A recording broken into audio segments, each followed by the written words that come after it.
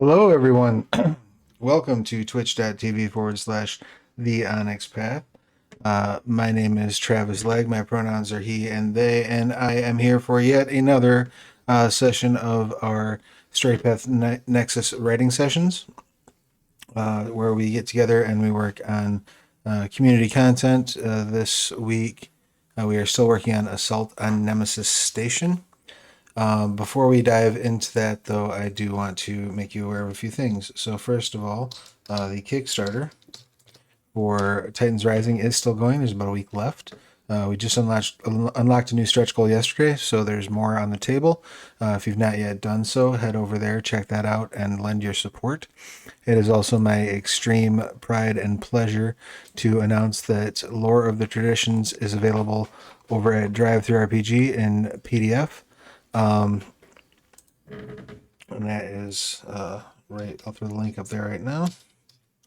That's a book that I had the honor of developing that looks into the traditions from the Ascension 20th Anniversary Edition, sort of past, present, and future, where they've been, where they are, and where they're going.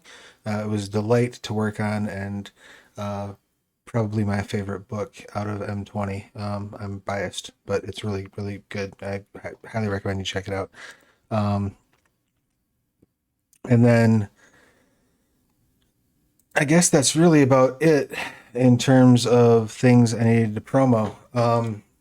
Full disclosure, I'm having a bit of back pain today. I might not make it through the entire 2 hour scheduled time, but I'm going to try to soldier through as long as I can.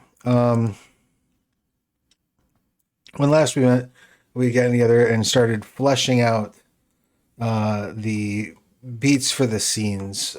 Just to recap, we have gone over the various antagonists and SGCs. Those have all been covered stat-wise in our antagonists and SGC section. We have not yet detailed out the descriptions of each of those, but we've covered all of their stat blocks. So that is done, and going through and typing up the descriptions on those is likely to be the last thing that I'll do. That's usually how I do things, just kind of building out from getting the core of the system in place, and then I can build a description around it. I find that easier to cope with. So getting back into our scene design. So going into our bullet points, we had talked over having an Aeon team for the tech inspection due to a recent mining accident. That's covered, and we'll get that set up in a prettier fashion once we get done addressing all of our bullet points. The next bullet point was suggested motivations for the Psi Orders being the asteroid belt. We have created a table that covers that, I think, quite nicely. And then getting into mishaps that might have occurred. So we've roughed out our mishaps and we need to see what those resolutions might be. The idea being that a mishap begins the story. They're forced to land at Nemesis Station. They find out this horrible situation is going on there that they must resolve, and then they have an extra sort of roadblock to getting back on the road and getting their ship ready to go.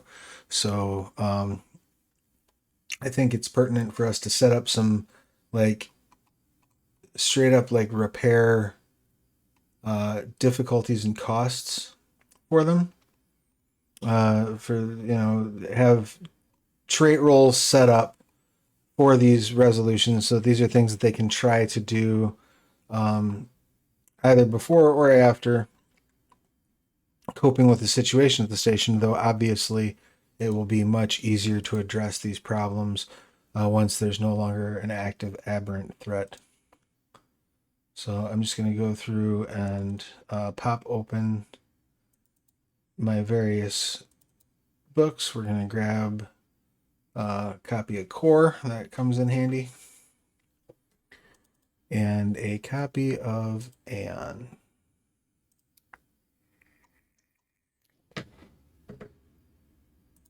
And I appreciate your patience while you bear with me while I dig these things up.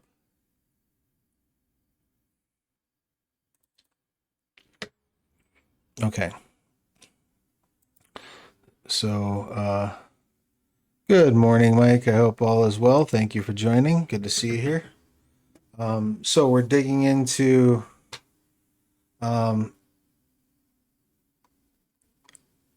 various sort of consequences or paths to resolving the mishaps that might have caused the crew to force land at Nemesis Station. So first we have a hull breach, and that's going to be a simple repair. So I'm going to go over to Aeon, and I'm going to look up the repair rules.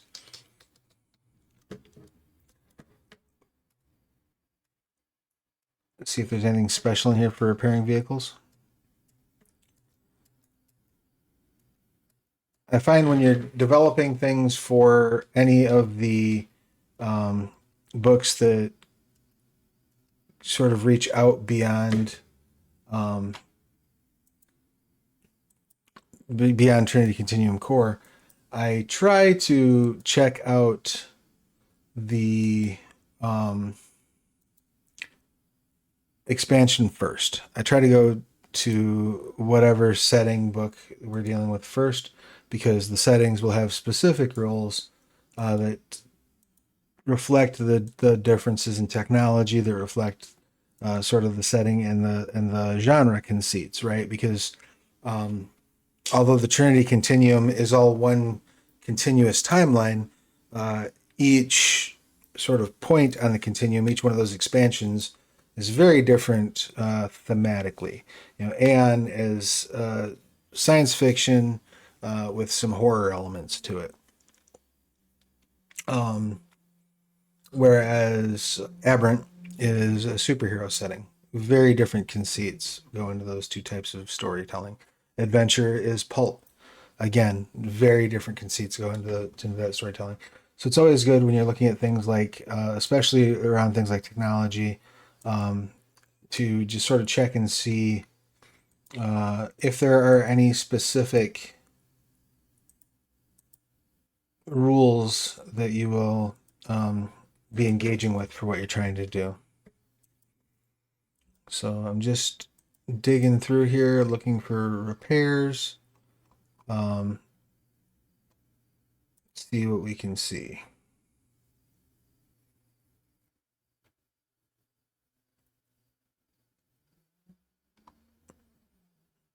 So it looks like a lot of the vehicles come with minor self-repair kits. Luxury vehicles have repair bots that will help.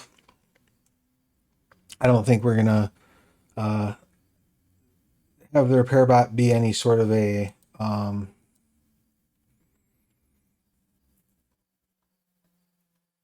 let's see. It's actually an available tag that they can put on their ship. So that is worked in. That's something that the players will decide as they're building their ship out, whether or not they have those bots. So that's cool.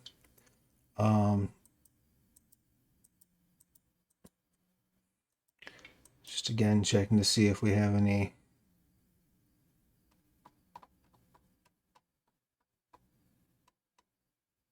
specific rules here that are going to be impacting.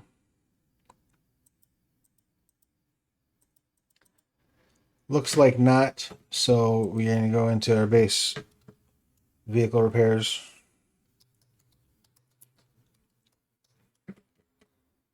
In the core book.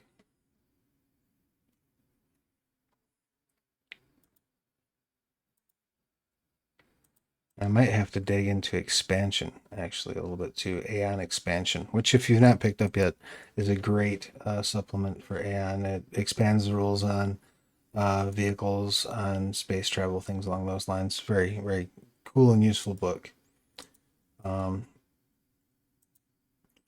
get into our equipment. Let's get into our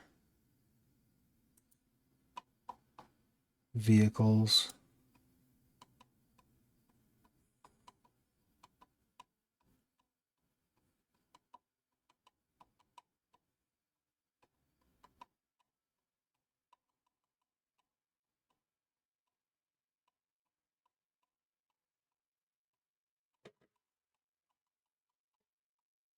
forgive me for all the scroll. I just got to make sure I find the right rule sets, and I was in a bit of a rush this morning. I didn't get a chance to do quite as much stream prep as I would have liked. I was meant to have an MRI, and it didn't go the way it was supposed to, so I've been kind of playing catch-up ball ever since.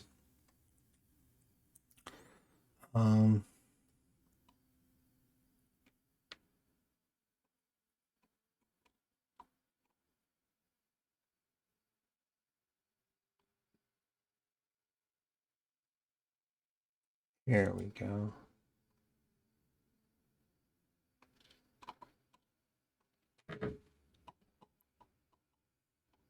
Okay, so we're going to assume that our vehicular conditions are going to work similar to sort of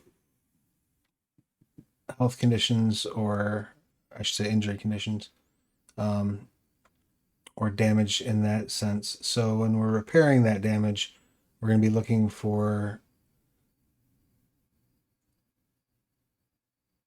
I think, a difficulty equal to the level of complication from that injury condition. So with a hull breach, we're going to go ahead and say that that's going to be a technology roll. It's going to require proper tools and supplies. It's going to be a technology.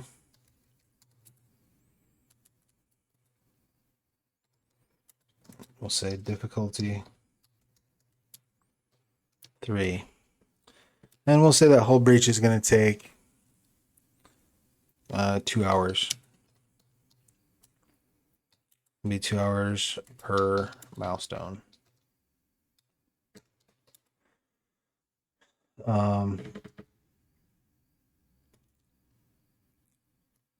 See, technology roll difficulty 3. It'll be 3 milestones to fully repair, and 2 hours per milestone. So now we know kind of exactly what the story guide can look at a glance and say, all right, this is what they have to do to get through this scene. Bang, go. They don't have to go digging through a bunch of books, figure out what they're supposed to be doing next. Anytime that you can minimize the amount of time that somebody's got to come out of your book and go back to the main books, short of copying and pasting what's in the main book, do so. Engine failure. The ship has just enough power to reach Nemesis Station for repairs. So we'll add reach in there. So with this, we're going to say that they're going to require some tools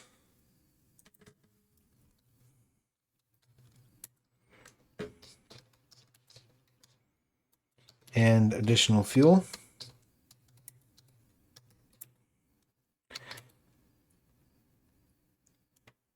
And we'll do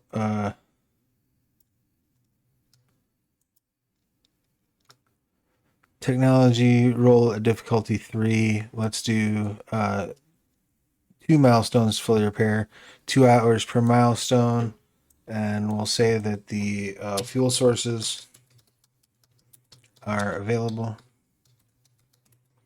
at Nemesis.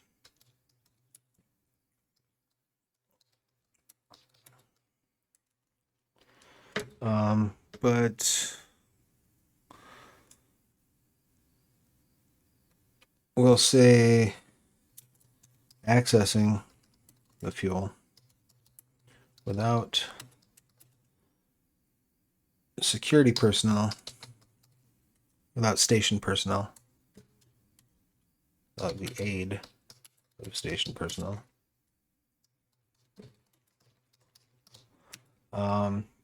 We'll say requires larceny.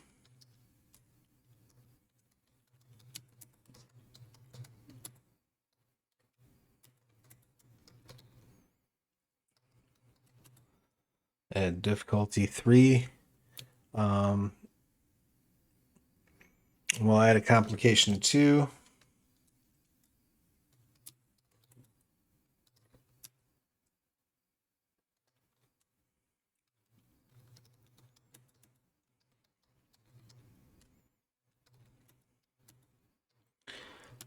which sets off, say, audible alarms if unresolved. These alarms, yeah. Actually, yeah, we'll just set it up there. It sets off audible alarms if unresolved. So now, depending on how they approach this, right? Because, like, let's say that the players show up and they find that the station is all trashed from an aberrant invasion. And then they go, oh, well, skip this noise. We're just going to fix our ship and go. We don't even want no part of that. If they try to, they can still break into the fuel supply. They can still fix their ship. But if they set off that alarm, then, aberrants come running, yada, yada, yada. So it adds like another level of tension. That's like a whole other approach to this session that you could use, to this story. And I think it'd be just as fun. So anytime you can sort of repurpose or retool or sort of multiply the utility of a scene, that's also a good handy thing to do. All right. Again, let me just make some adjustments because we're getting into funny spacing here. You know what? So that I know what I'm actually working with spacing wise, we're going to go ahead and swap this table out. Use the appropriate cell style. We're going to go into our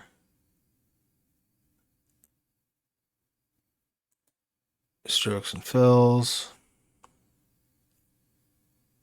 No. Our table options. Go in our alternating fills. Every other row. Skip the first 2 rows. Next row is, first row is going to be none. Next row is going to be our C15, if I'm not mistaken. Make sure that that fits with what we have up here. It sure does. No.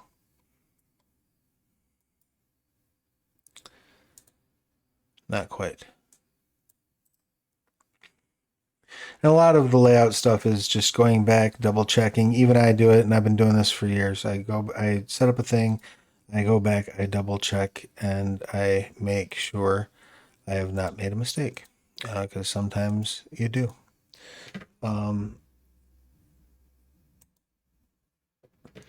This is going to be our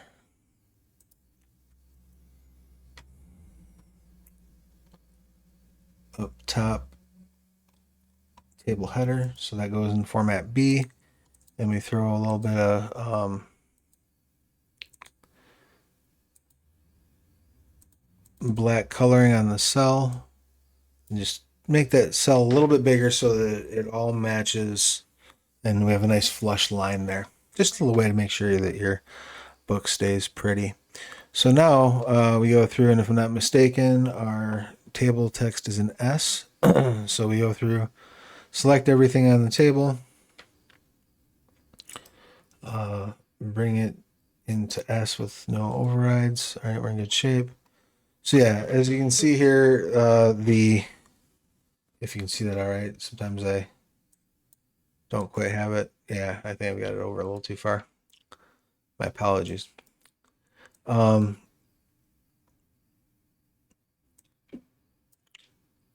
as you're looking at this, you can see like our columns there's a lot of text going on here.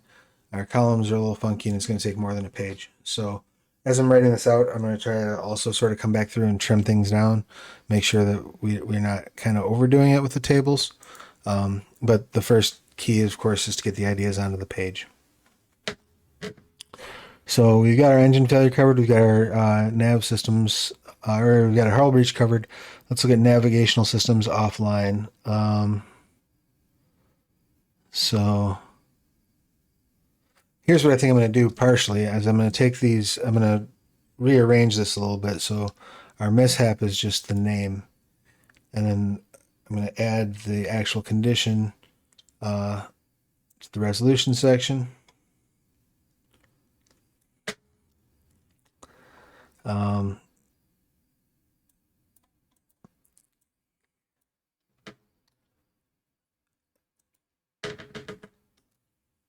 and that will allow us a little bit of wiggle room, I think, to reframe how our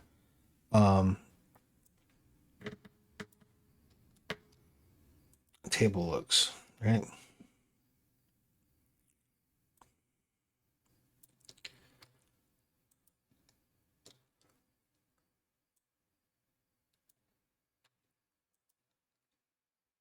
I know, very compelling watching me cut and paste, but this is part of the process. You know, you set things up, you look at it.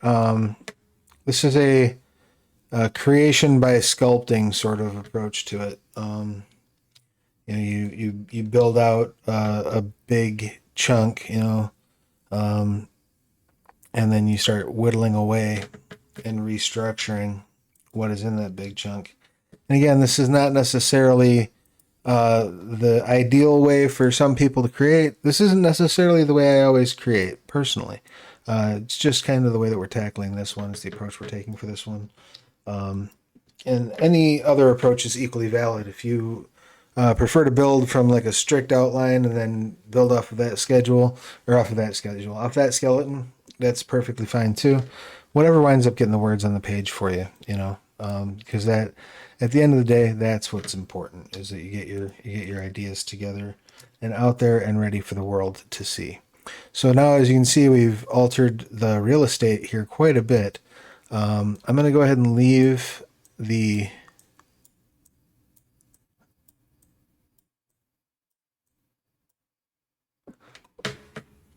for now anyway. I'm going to leave the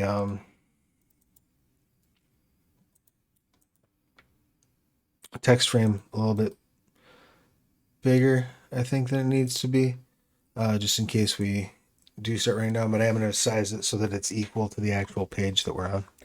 And then I'm just going to punch these in so that we don't look quite so silly here. And I think I'm going to redo these so that it's not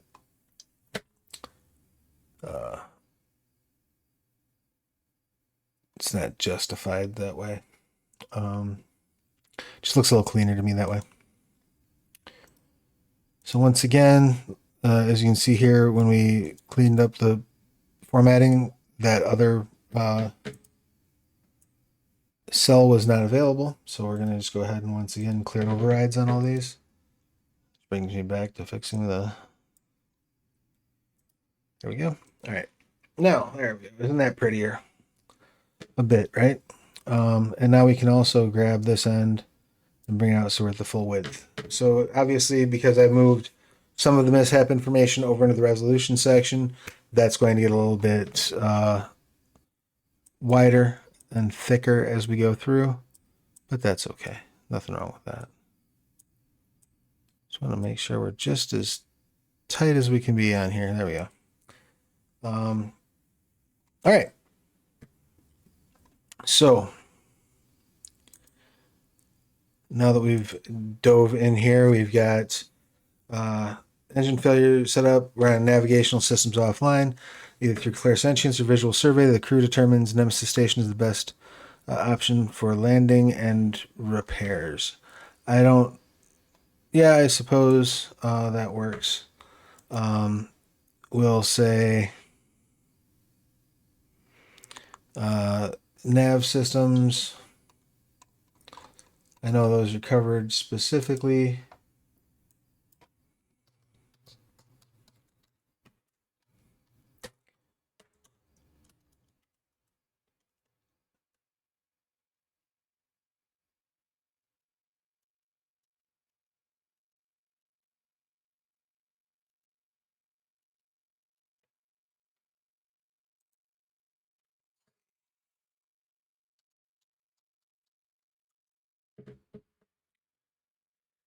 And also don't be afraid if, as you're going through and trying to track down these rules kind of as you go,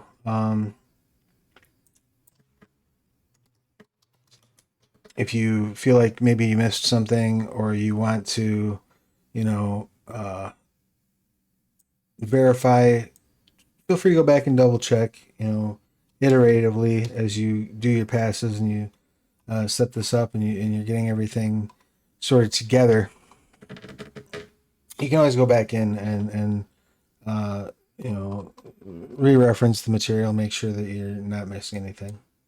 Never hurts.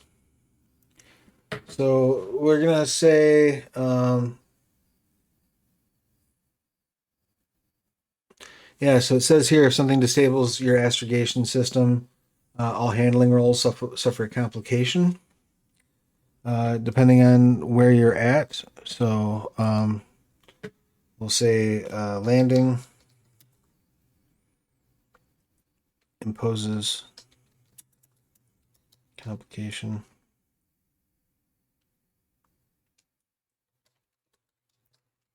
of 2, which if unresolved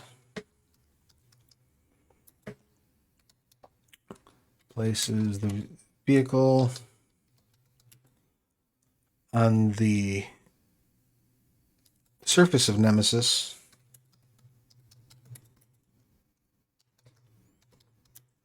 Well, we say, what's a good 500 meters from the established landing site.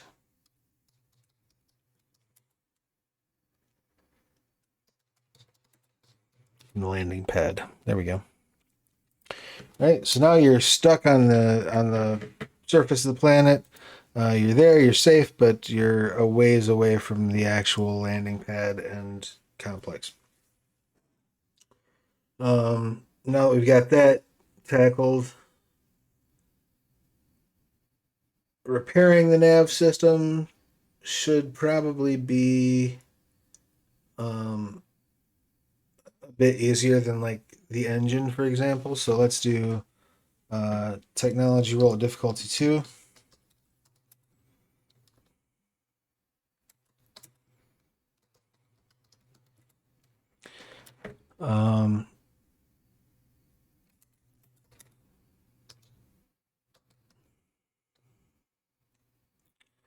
And we'll say 2 milestones to fully repair. And we're not going to add any complications to the nav system repair. I don't think that there's going to be anything inherently with it being broken and with the scenario that would benefit from a complication. That's another thing to consider when you're figuring out like difficulties and complications that you're trying to assign. You want to try to reason out like, okay, what's going to happen in the natural course of events without like player interference, and what's going to be interesting. If there's a challenge, but it's not necessarily an interesting challenge, or it's not something that the characters can just by virtue of their concept overcome, then there's really no sense in fiddling about too much with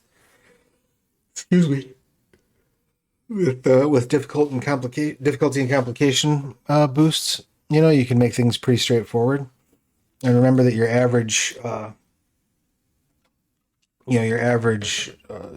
situation is simply like a difficulty 1 to resolve.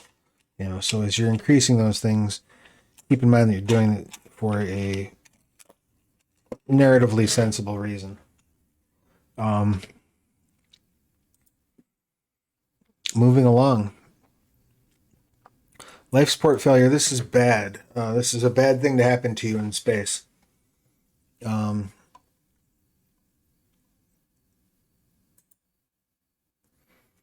So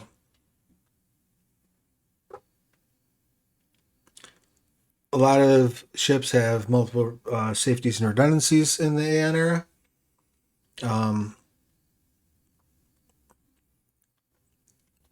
With backup power that's able to keep life support going for several weeks. So a life support system failure is bad, but is rarely catastrophic. So in this case, something catastrophic must have happened in order to force that landing, right? Whether that happened further away in the asteroid belt and they're just able to reach Nemesis, or whether it just kind of happened all at once. The idea is that there was a catastrophic failure. So let's qualify that in our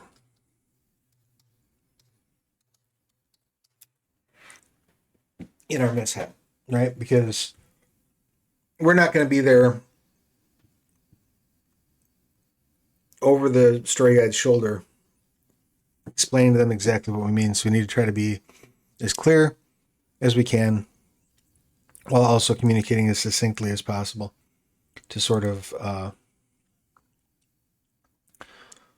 point them in the right direction, right? Make sense? So Nemesis Station is the only place the ship can reach before the air runs out. The party freezes or some other calamity befalls them due to a lack of environmental control. So, they're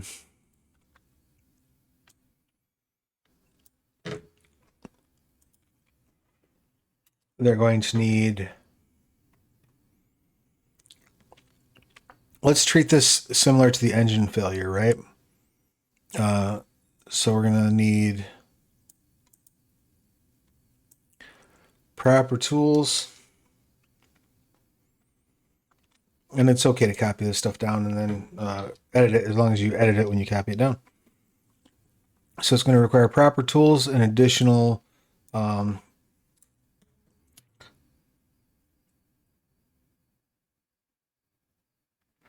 what we call it for life support system. I guess additional oxygen.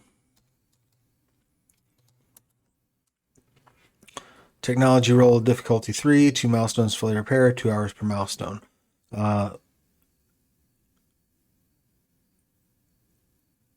That seems fair.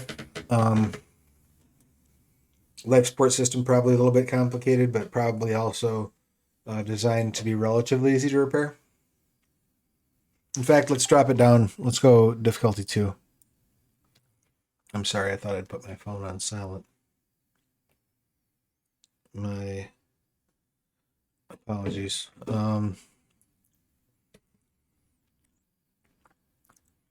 So we'll say their oxygen.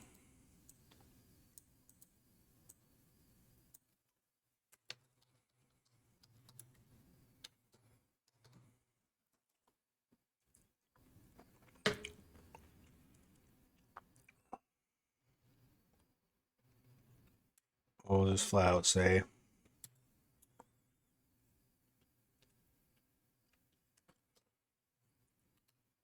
replacement oxygen tanks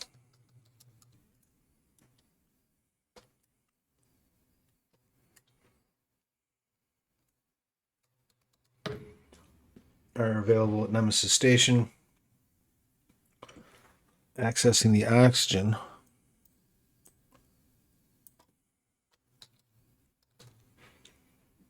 without the aid of station personnel requires a larceny roll. Same thing as getting fuel. So basically, right now we've established like that's going to be our role for stealing supplies. So once I get the table done, I might look at maybe offloading that, because it's going to be a role that they're going to repeat. So maybe we can offload that to outside of the table. Then again, there is a good argument for keeping it within the table as well, so that it's all kind of in one spot.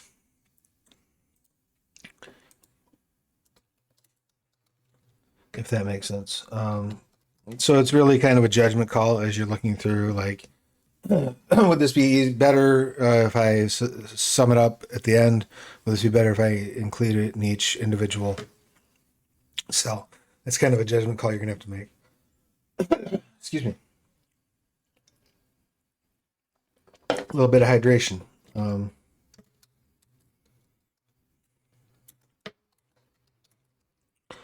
So Gravity offline. This could be inconvenient or debilitating depending on the crew. Best land to fix it. Yes, absolutely. While landing, apply. Um, would be difficulty and complication. Um,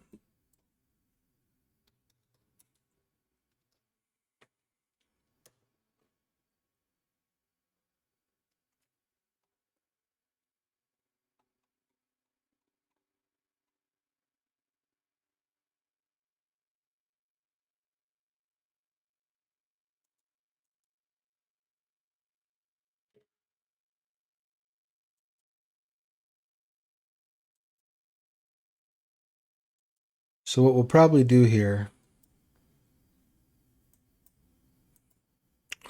is we'll say that the low gravity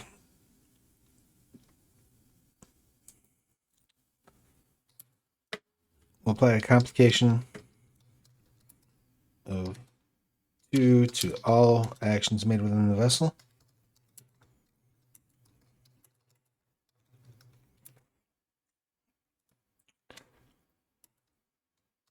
Due to the low gravity. And then that automatically piggybacks off of the rules. So if the characters have like low gravity adaptation, that fits in nicely. It will just take care of it for them. Um,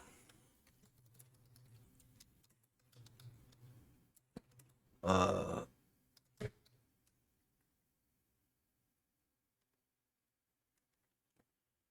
requires replacement of gravity crystals. Right, grav crystals.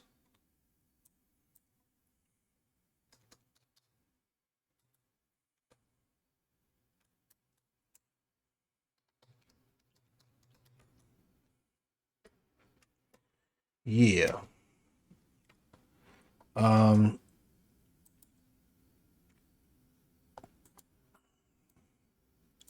so requires the placement of grav crystals. This is going to be, we'll say, a technology difficulty 1 to install. Right, they're not hard to get a hold of or to get into the place.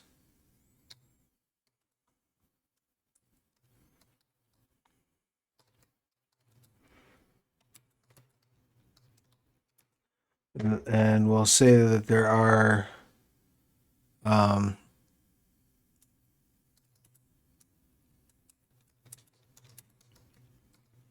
spare grav crystals at Nemesis.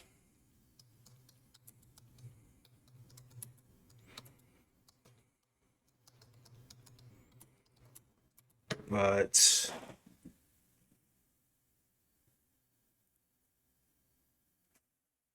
accessing them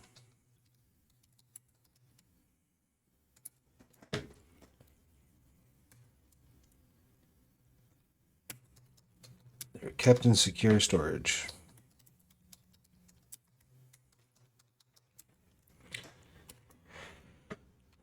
Accessing them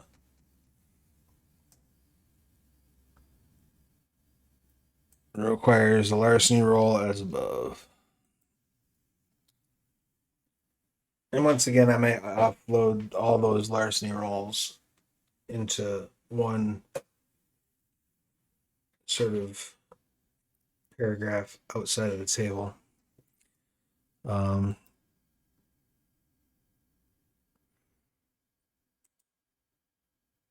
so let's see.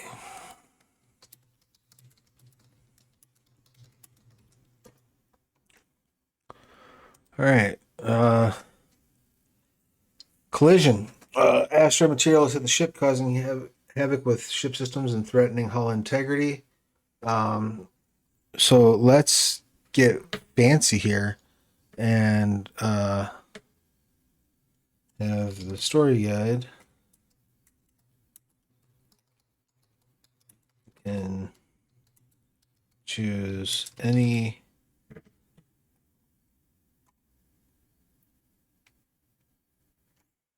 3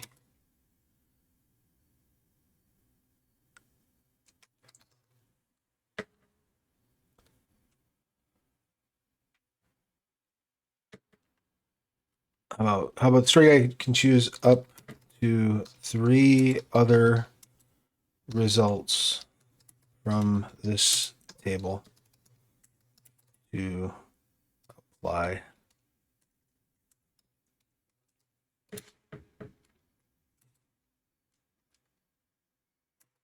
as a result of the crash.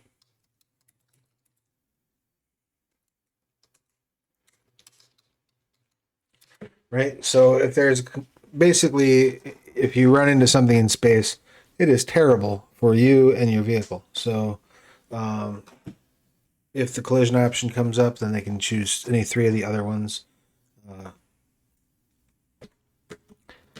to apply.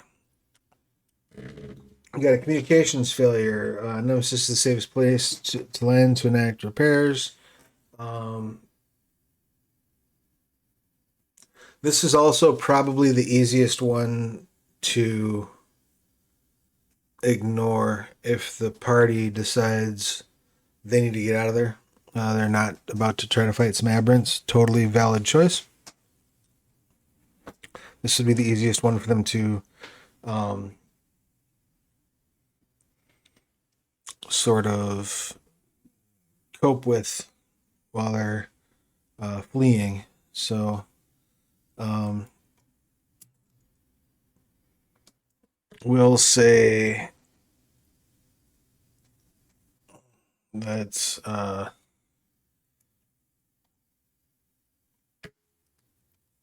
technology difficulty 1 to repair.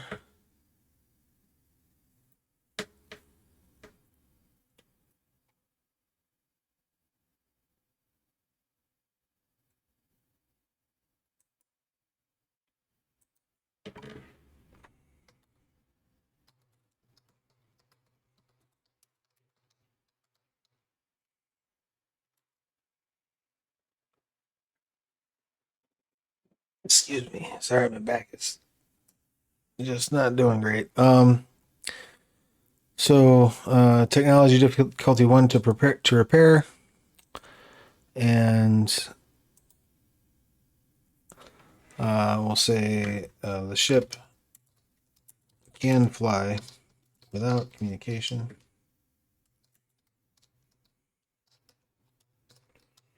But all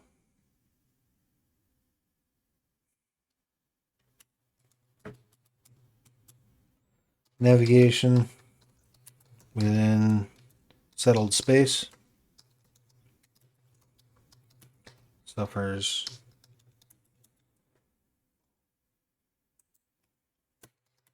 navigation handling. So there's a complication of 1 which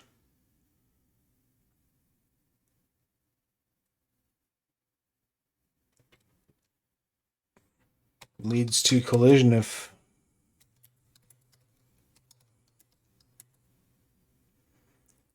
unresolved.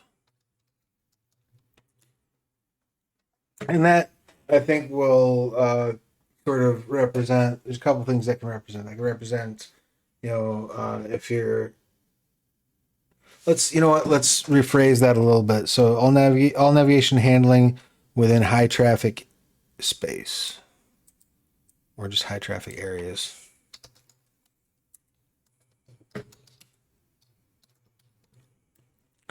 Right? Because if you're tooling around somewhere and there's 40 other ships in the area and you have no communications, it's very likely that you might bump into someone because nobody's able to reach out to you and say, hey, watch your 6, yada, yada, yada. You're not able to say, hey, I'm coming through. So that's going to be how we're going to manifest that complication. I think that's the cleanest and easiest way. And sometimes, too, when you're designing, like, one thing to keep in mind, I think, is that not everything that goes wrong necessarily needs like a specific trait to it.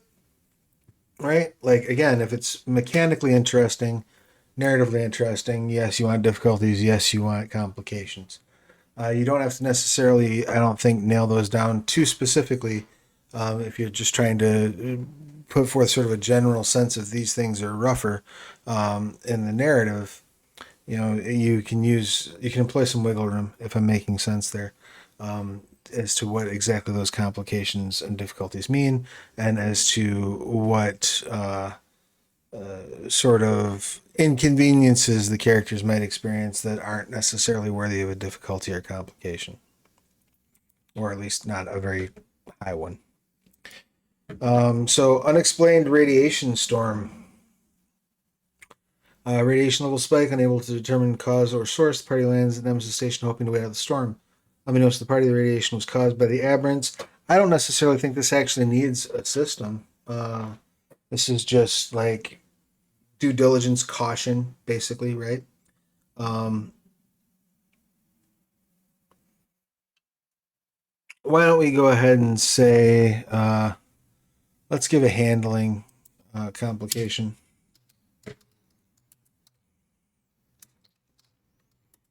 We'll say 10,000 kilometers of Nemesis.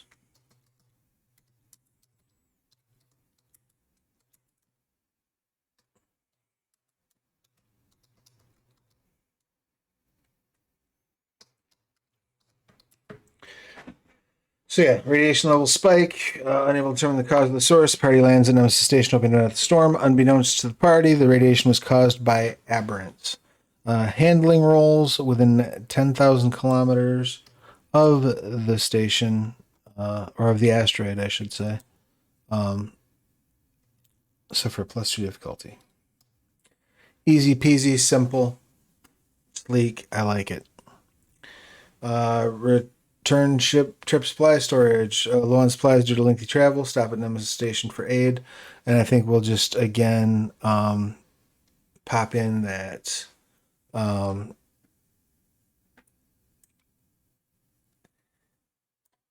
challenges for accessing the secured areas.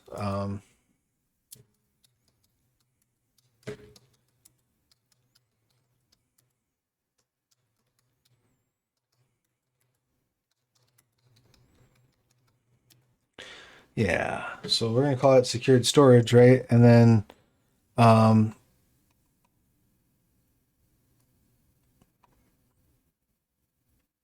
think we can probably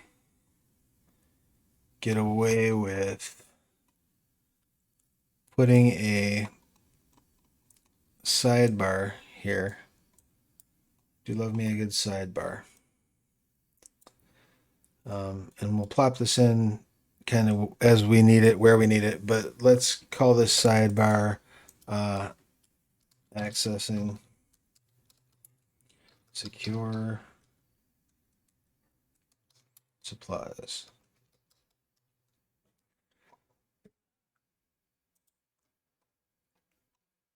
You know, let's go ahead and make that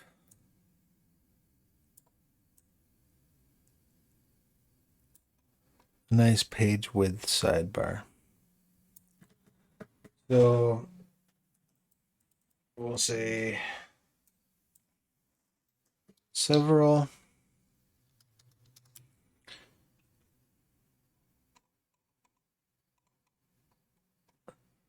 ship mishaps require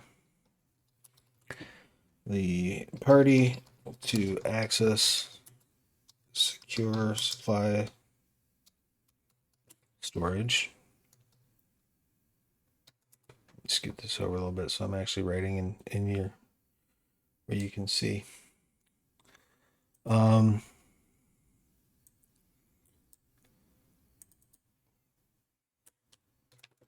If characters rescue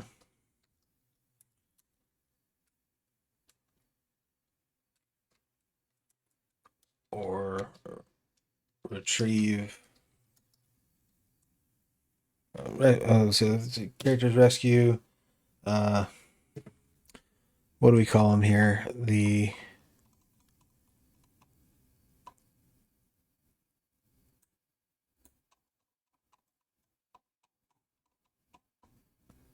security forces, right? So if characters rescue a member of station security forces, they may access, say, rescue or locate, right? Because maybe there'll be some. We're hedging our bets here. That there may be maybe a security force member is hidden somewhere in the station. We haven't come to that yet in the story. We haven't decided that yet. So I'm hedging the bet, and then, if we have to, we can go back and trim that out. If it's not relevant text, we can go back and cut it. It's better to cover your bases. Better to have it and not need it than need it and not have it. So if characters rescue or locate a member of the station security forces, they may access secure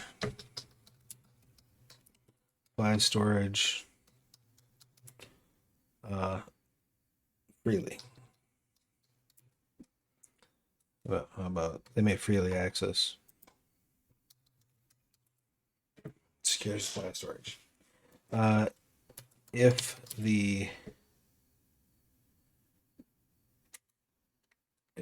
no security personnel are present, the party must break in to secure supply storage to the secure area.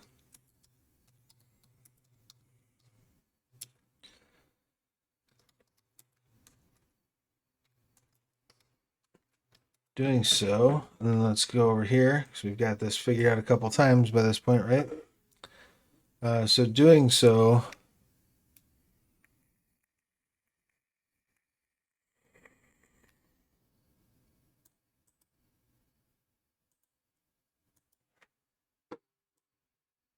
we're just going to pull that language right there from where we earlier described it.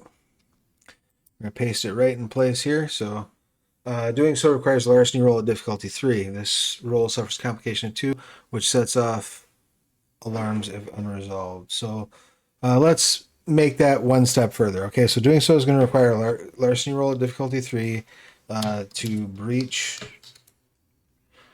Let's see, to open the secure area.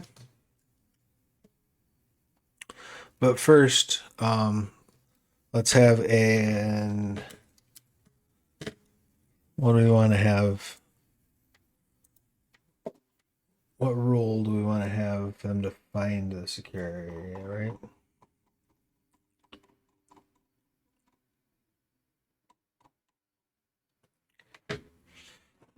Let's go with.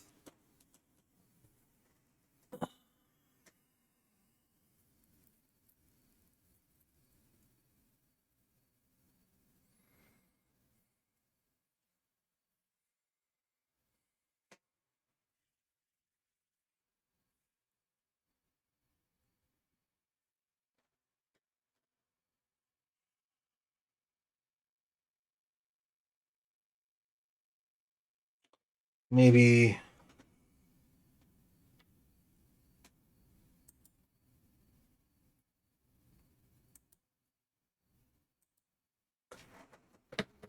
Oh, hey, Narf. Not sure. I'm scheduled for 2 hours. Not sure I'm going to make 2 hours. My back is giving me a hard time. Be on for a bit though, probably still. Okay, so let's say when in doubt, survival. We'll say culture for corporate culture, or I guess for like mining culture kind of thing. Humanities for architecture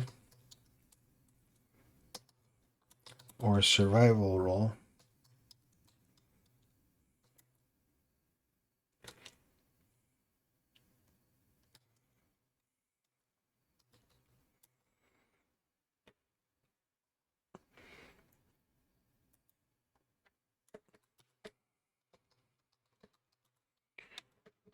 So doing so requires difficulty 1, culture, humanities, or survival role. To locate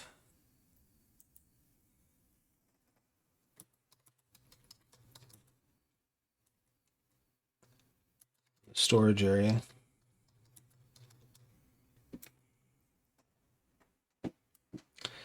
And then breaking in requires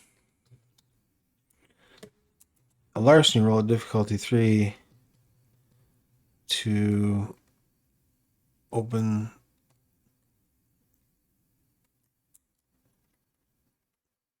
to defeat the locking mechanism.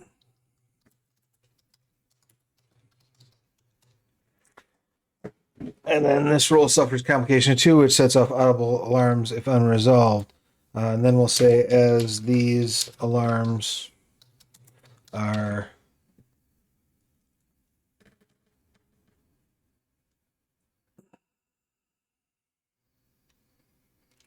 sounded from several areas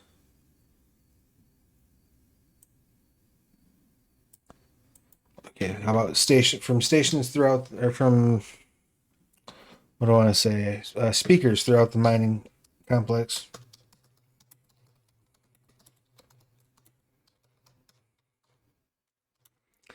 The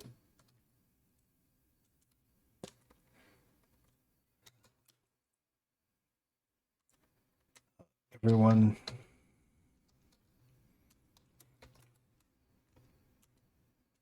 on Nemesis is alerted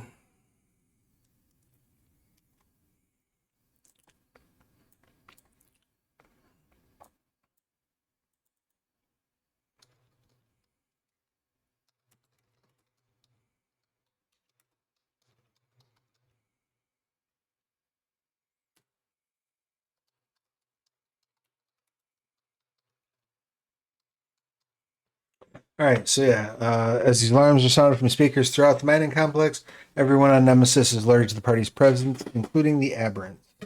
So, dun dun dun, that is a dangerous thing, setting off that alarm. Not an awesome result for you. To be avoided as much as possible. Go ahead and throw that tech strap on. Kick that up a little bit more.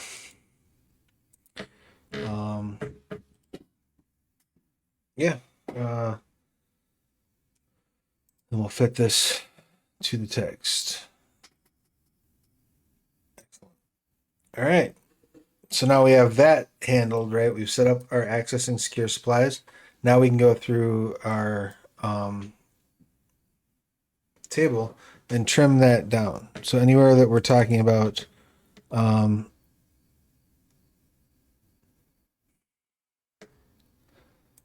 getting rid of like these huge chunks of text, right? So the engine failure where it talks about the fuel, it says fuel sources are available at Nemesis Station, and we restate all those rules. Get rid of that, and then we just say fuel sources are available in secure storage at Nemesis Station. Bang, done. Cuts off a lot of our word usage there. So getting into 3, that doesn't come into play with catastrophic life support failure. This does come into play, so all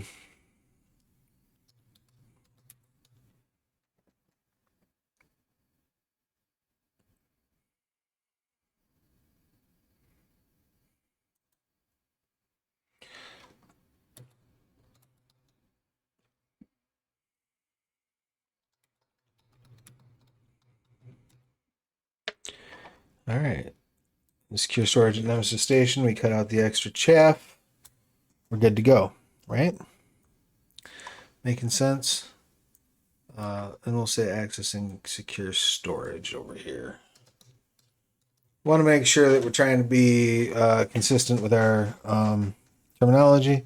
It's very easy to accidentally call the same thing two different things, especially in English. So making sure that we're avoiding confusion by using multiple words to mean the same thing that can also mean other things. Just keeping our terminology consistent is super important. So we're changing it to secure storage over here as well. Okay, so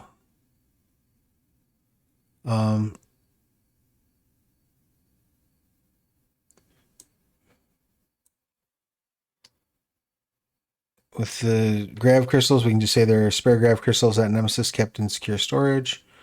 And then that is that. Collision doesn't need to change. Communications doesn't need to be changed. Unexplained radiation storm doesn't need to be changed.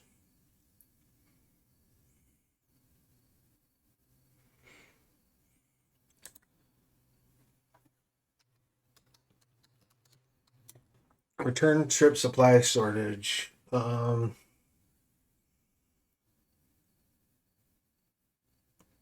Let's just call it what it is. Let's call it a food shortage, right?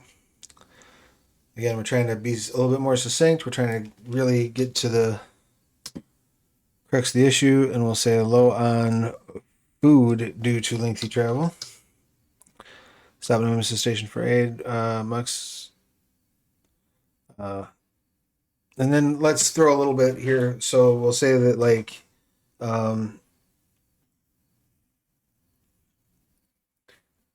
well, the kitchen and pantry, and what's the word I'm looking for? Something that would indicate like everyday use. We'll say maybe the kitchen and adjacent pantry are easily accessible.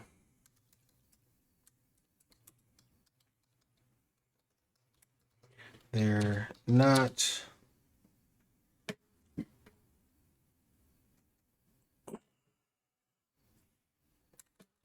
the majority of the food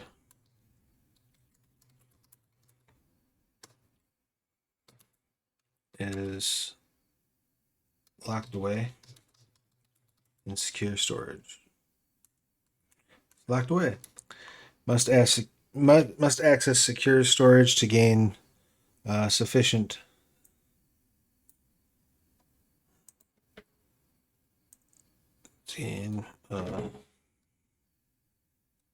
to gain more than a couple days worth of supplies. All right, we are at so we've got 10 as our pirate attack. Pirates have attacked the ship, stolen cargo, possibly wounded some personnel. We'll get into that. I'm going to take a quick 5-minute break, step away, just move around a little bit, see if I can straighten out this kink in my back. But hang out. We will be back momentarily. Until then, just if you've not yet done so, either head over to our Kickstarter and lend your support to Titans Rising, or head over to Drive Through RPG and pick up Lore of the Traditions, which is now available in PDF. I would love to hear your thoughts on it. It is an amazing book. So hang tight. We'll be back shortly. If you're watching this on VOD, just hit fast forward till you see my pretty face again.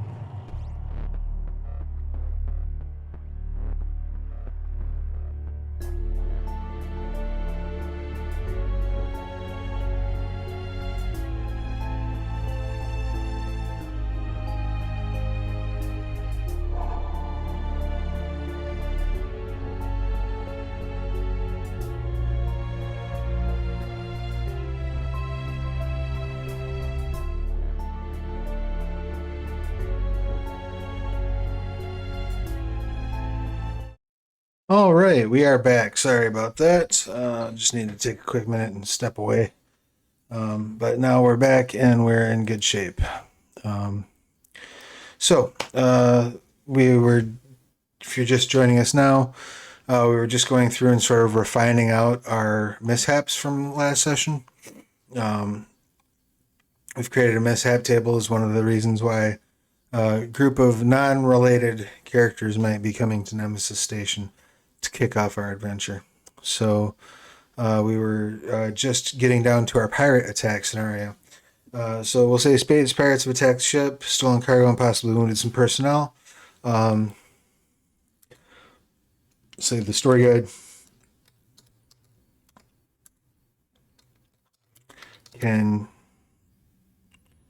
have this occur off camera prior to the start of the session, or may choose to run a brief combat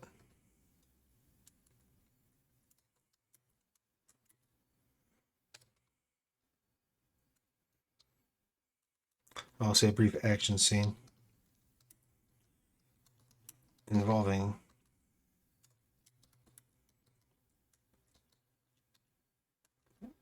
pirates to open the session.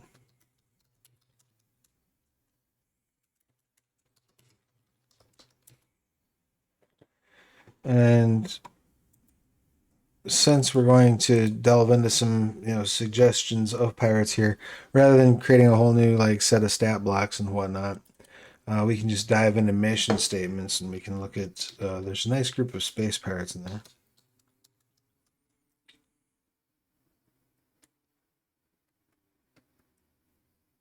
And I believe also there's the Hounds of the Void. Um,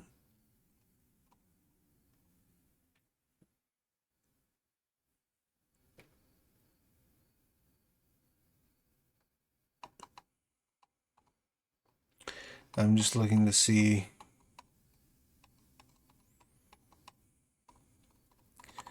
Hounds of the Void is one possibility. I'm also going to check out Terra Firma because I know there's a little bit of talk about space piracy in that. But to be fair, that is the. I want to say it's probably the Aeon book I've read the least. So we're going to dig through and just kind of see what they have to say on the subject as well. Because really, what I want to do is be able to drop a couple of quick page references and so on, and then move along. So, see if we have some nice.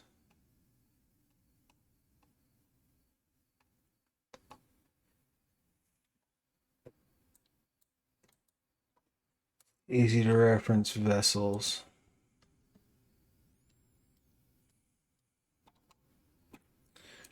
And if we don't, we'll just.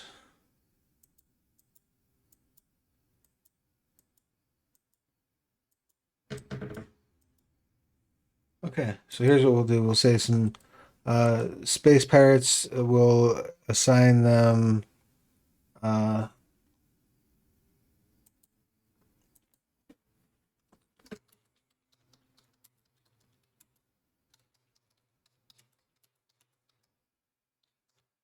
Say a dozen Voidhound pirates.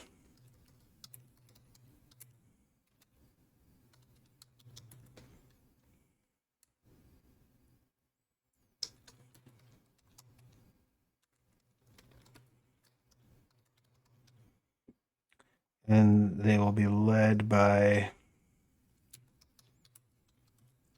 a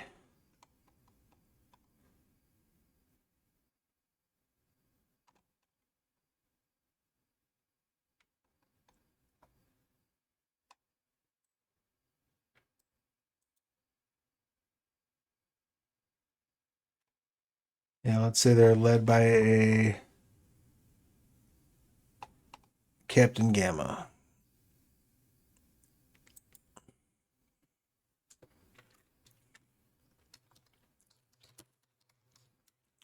And then we can just get them the page numbers.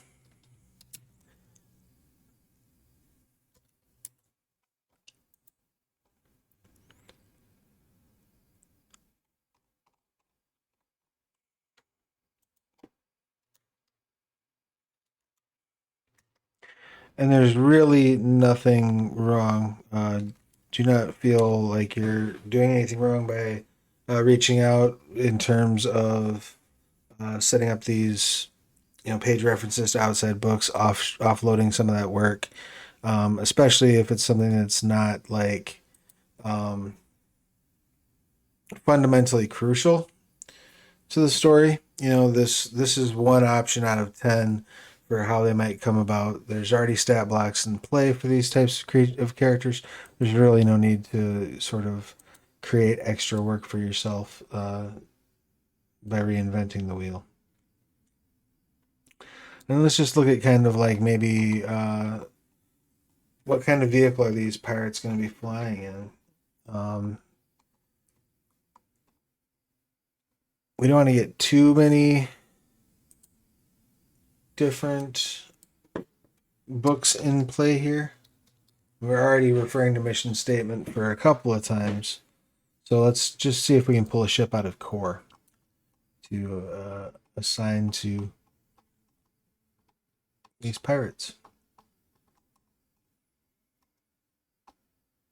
So right now I'm just sort of digging through what's on offer in the core book.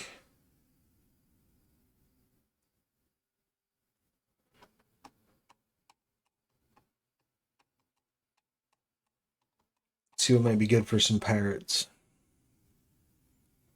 Let's go with a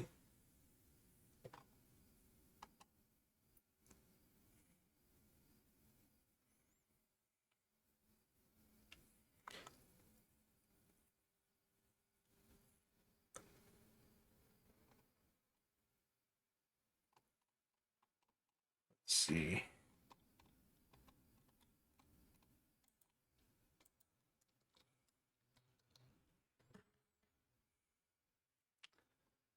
Well, let's go with a modified MEL, military equipment lifter. The armored transport is capable of hauling vehicles and troops into and out of battle. Requires pilot, co-pilot, and gunner. It can support up to 5,000 cubic meters of cargo space. That sounds like also has a coil gun and some anti-missile lasers. That sounds like something that a bunch of space pirates would probably want to be running around with. So let's do um,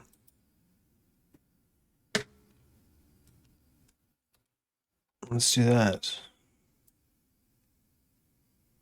We'll bold this up.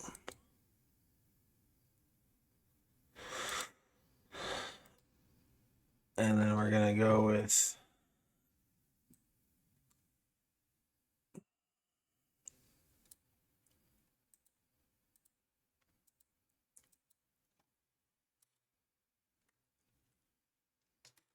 the pirates.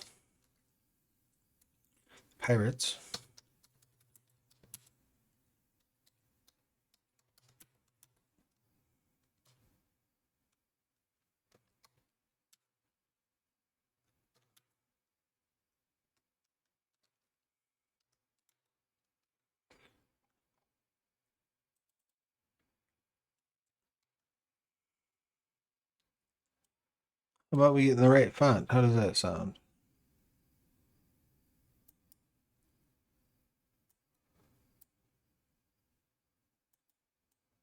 Bear with me while I get the right glyph here.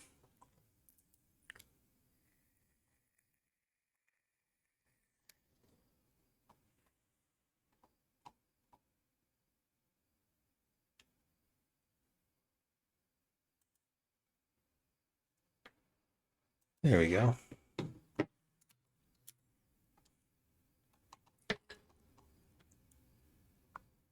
You want to make sure you're using your glyphs in if you're working in InDesign, you'll want to use the glyphs window. If you're working in Windows, you want to use the symbol command. But either way, you should be able to find that lovely letter whose name I cannot recall for the life of me. Let's see if Google can tell me what it's called.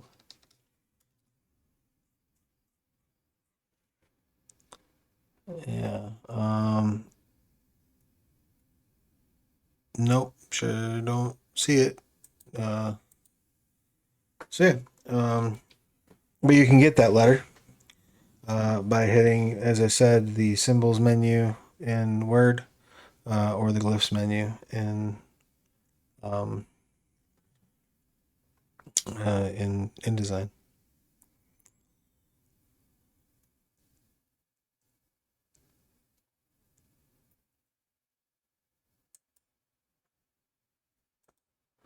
You want to make sure you're using that when you're typing out Aeon.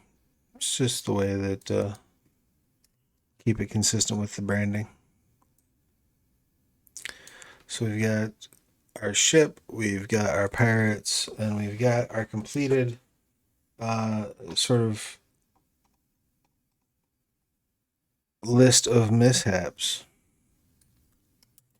Each of these carries its own sort of series of complications that can make our adventurers' lives more difficult as they are arriving at Nemesis Station. So let's go back then. Now we've got those two things handled, right? This is just really our first two bullet points.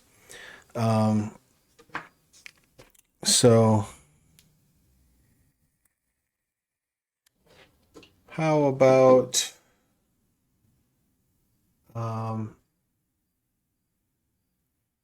let's clean up the language of these two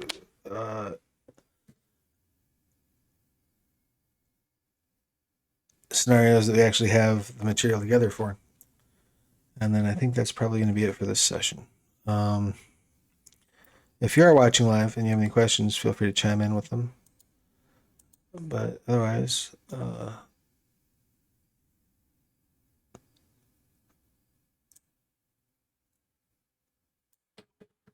clean this language up a little bit. So the main thing we want to say is, with scene one is getting the characters to Nemesis Station, we're going to assume that they've come from elsewhere. So let's say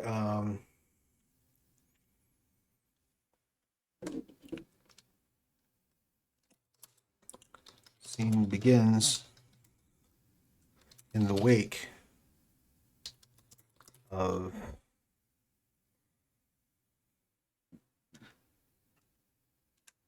the scene begins as the characters, as the party, as the group. Let's call them the group. You want to make sure you're not using the same word over and over again when you're referring to the adventurers, the party, the group. Try to stagger them because that can get very stale if you're saying the group every 5 sentences or the party every 5 sentences. It's one of those terms that, because it's not going to have any mechanical weight. I mentioned earlier about trying to use like the same thing when you're talking about the same thing. Particularly that refers to anywhere where it's going to intersect with mechanics, because you want to make sure that you're being clear and succinct. However, where synonyms come into play a bit is, where you're getting into, words that just could become boring if they're repetitive. Then you have a little bit more wiggle room and encouraged to use that wiggle room.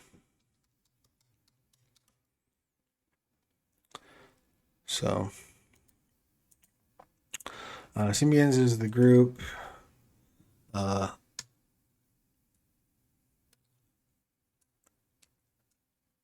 Arrive near Nemesis Station.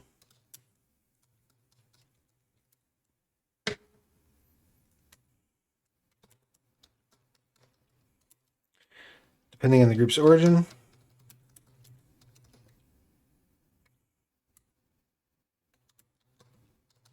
and recent events, they may have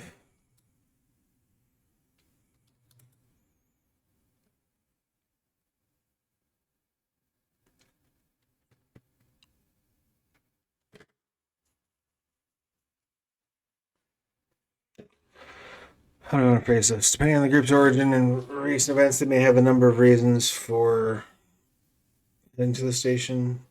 How about their visit? About the group's origin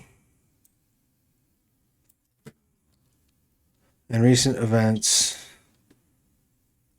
dictate the nature and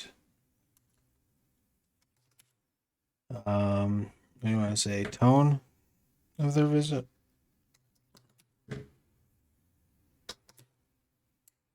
What would you say, nature of their visit? Sometimes we don't have to be super flowery. Scene begins. The group arrives near Nemesis Station. The group's origin and parties. Origin and recent events dictate the nature of their visit.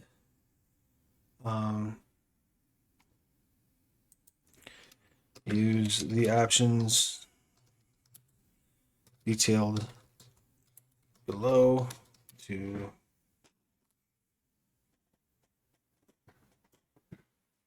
explain the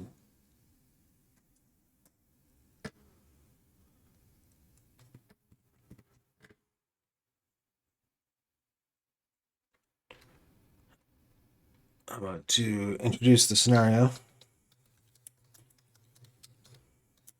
or extrapolate or create your own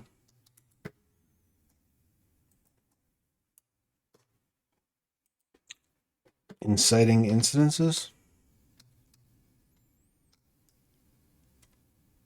Just your own reasons for the group to head to Nemesis based on the information provided here. Okay, so let's read that out loud again. I cannot stress enough the value of reading things out loud to make sure that your writing sounds the way you want it to sound. Scene 1. The scene begins as the group arrives near Nemesis Station. The party's origin and recent events dictate the nature of their visit. Use the options detailed below to introduce the scenario or create your own reasons for the group to head to Nemesis based on the information provided here. So basically, you want to be prescriptive and be committed to your things you're offering. But also you want to make sure that you're generating kind of a way for story guides to find utility with the material, even if they're not going to use like your suggested path. You want to make sure you're not railroading them or painting them into a narrative corner so they have to tell the story a certain way. In all fairness, I'm sure I don't have to tell you this if you're at all into tabletop games, particularly running them. The story guide will take what they want from an adventure and leave the rest to the side. That's perfectly fine. But phrasing like this, gives them a bit of an excuse and justification for doing so, but also sort of helps them turn the wheels toward the type of story that you're wanting to tell and stay within the themes that you're wanting to explore by sort of giving them those examples and sort of priming them to expand on or alter those to get to where they want to be. Excuse me.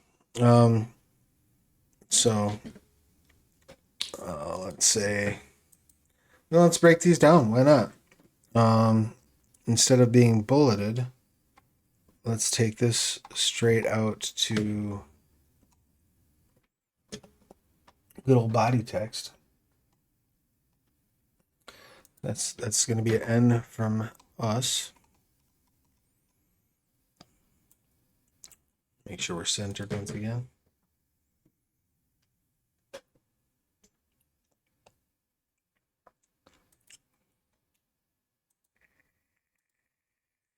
Now we move to body text. We can get rid of the bullet. We can go up here, and this is heading 2. So let's bring in a heading 3 as we're breaking down our options, right? So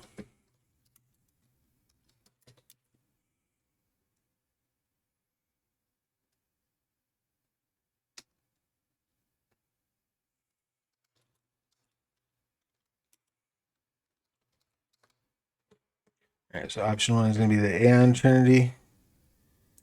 We're going to go ahead and put the proper character in there. And we'll say the characters are attached to an and team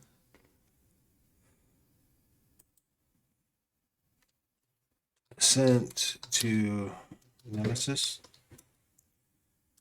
Station for a tech inspection due to a recent mining accident.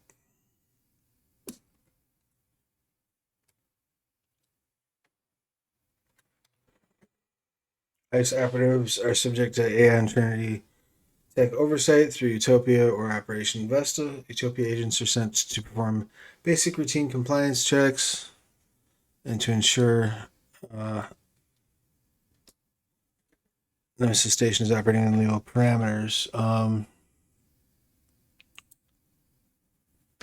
about we'll say Utopia agents are frequently sent. How about occasionally? You want to make it sound like there's a constant stream of travel. Utopia agents are occasionally sent to perform basic routine compliance checks to ensure Nemesis stations operating in legal parameters. Operation Vesta agents are more interested in shoring up relations between ICE and Aeon in the hopes of increasing production, increasing water production, to exports to Peru. Well, either or both scenario. Okay. How about we tweak that out a little bit? We'll say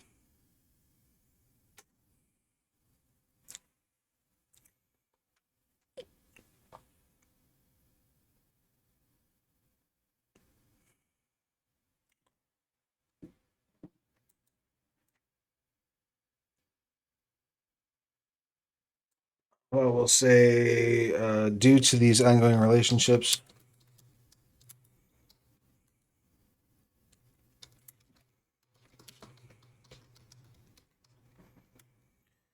we'll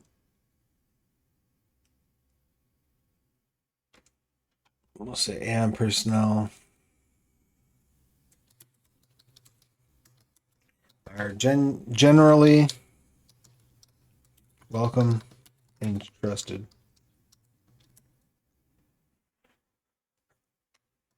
This is,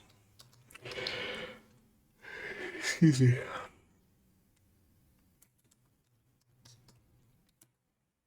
We'll say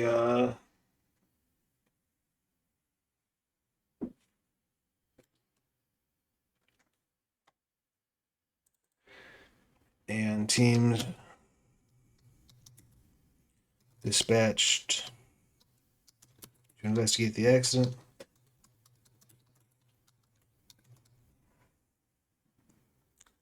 Consist of bureaucratic and diplomatic agents. Combat-ready security officers are likely to accompany such a detachment. And okay, and how about we'll say as well as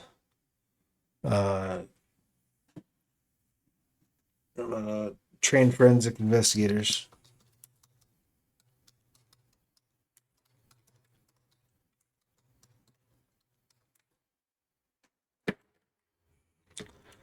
And then as a second sentence, we can say combat ready security officers are likely to accompany such a detachment into the pirate infested asteroid belt. And then, so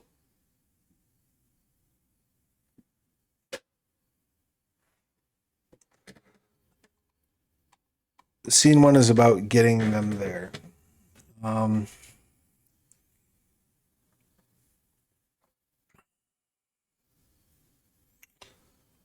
I think that's all we need to get them there.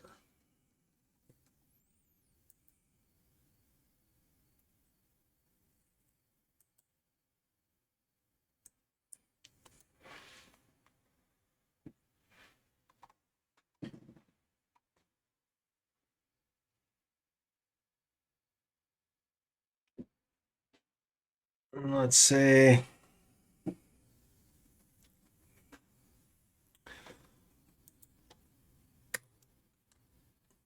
let's take the side orders as a separate option, so we'll go option 2.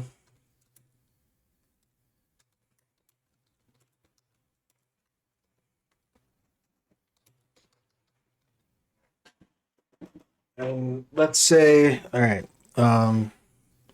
first we're going to kick that up to header 3, and we're going to go ahead and say that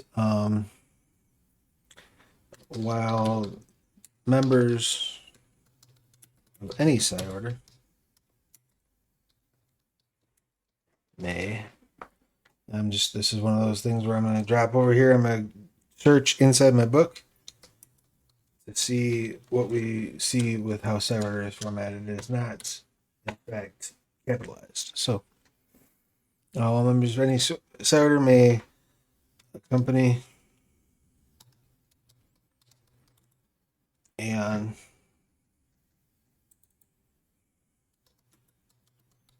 as advisors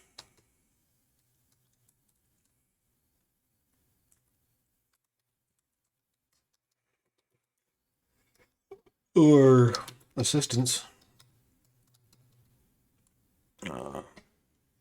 about or in joint partnership.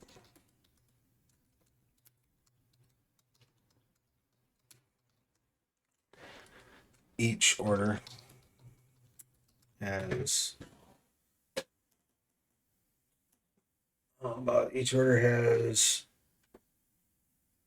a vested interest in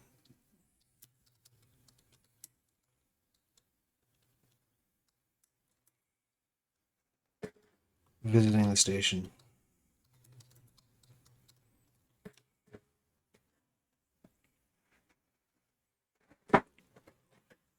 About each order has a motivation because we're using motivation down here.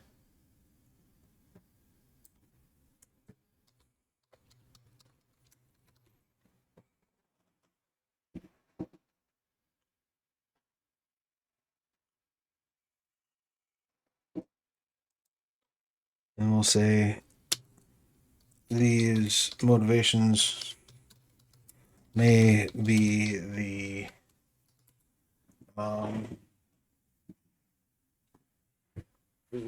maybe the declared reason for the visit, or may be we'll say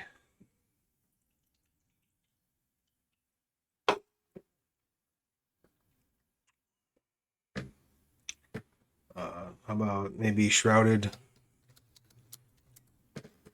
in a veil of secrecy.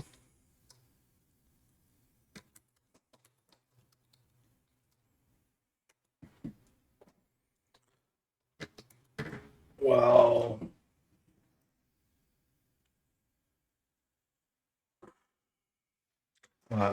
maybe hidden from Nemesis personnel.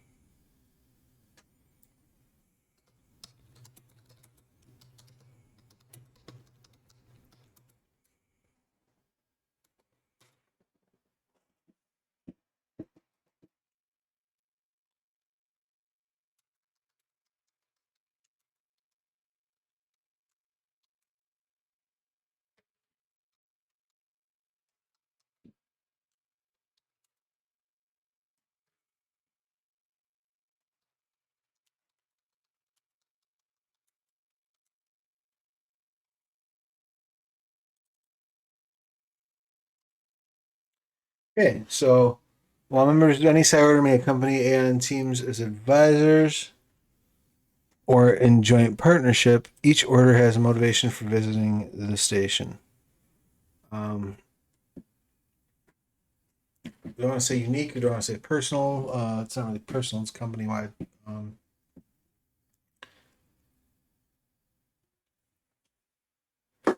How about a distinct? Each order has a distinct motivation for visiting the station. These motivations may be the declared reason for the visit or may be hidden from Nemesis personnel, while the Scions work alongside members of other orders or Aeon.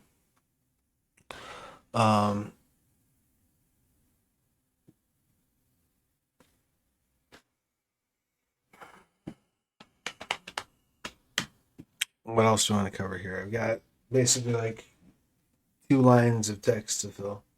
Or do we just let it ride?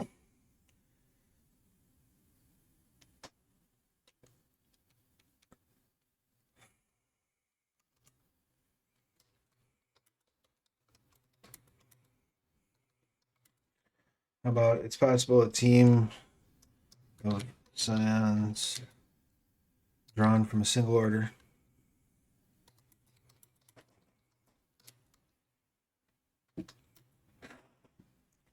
may visit Nemesis together.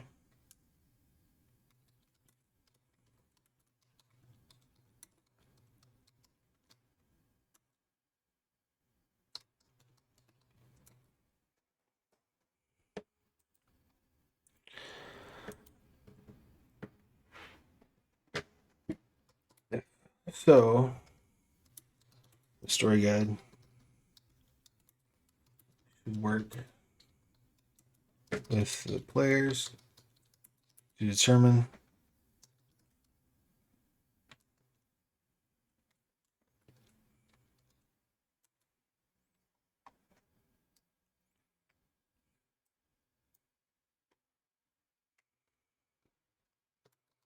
the what's the word I want about the extent of any such partnership.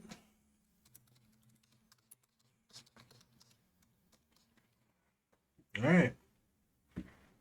So now we've got that nice, lovely first page. We have our scene 1 broken down, our first 2 options. Getting over into option 3 of scene 1, things get, I guess, a little hectic, or could. We got our motivations handled. All right, party passing through the area near Nemesis Station. Let's get rid of that bullet. Set that to N. And it is about 10 till, so I think that's a nice, lovely place. I do want to make sure I break out option 2 here.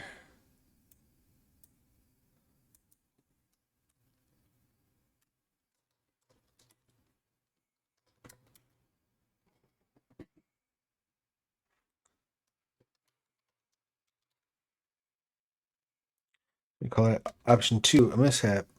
We're going to set it to header 3.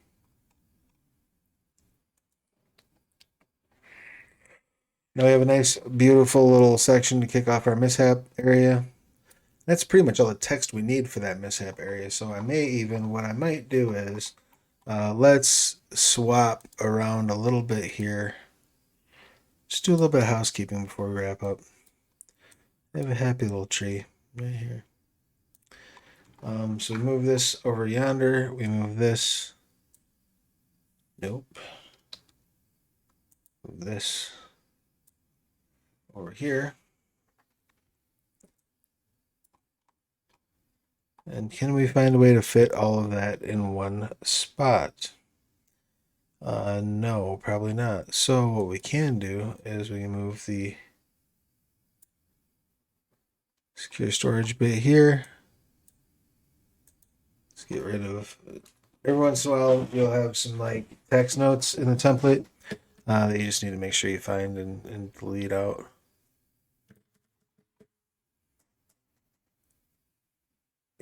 So now we've got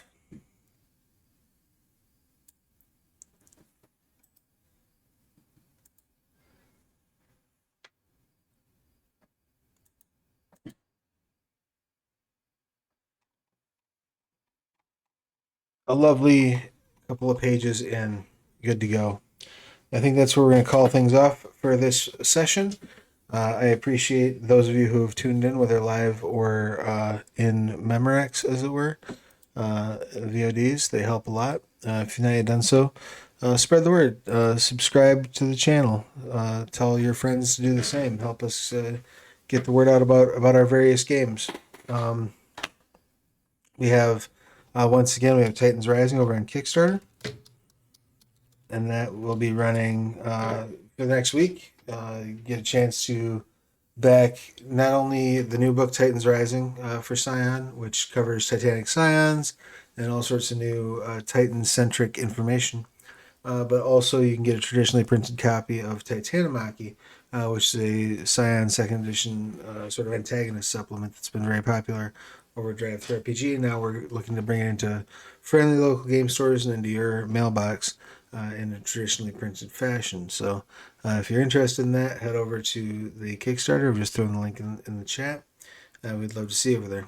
I also, again, want to one more time remind you that Lore of the Traditions from Age of the Ascension 20th Anniversary Edition is now out. This is an incredibly fun book that talks about traditions past, present, and future. Let's see. And I had the honor and pleasure of developing it, so it would mean a lot to me personally if you go check that out. Get it in PDF. It should be coming to POD soon. Yeah, thank you so much for your support. Stick around. We are going to be sending off a raid to friend of the channel, Bunny Hearted. So when we get over there, show her some love. And until then, get your boosters. Take care of yourselves and one another. And we'll see you again real soon.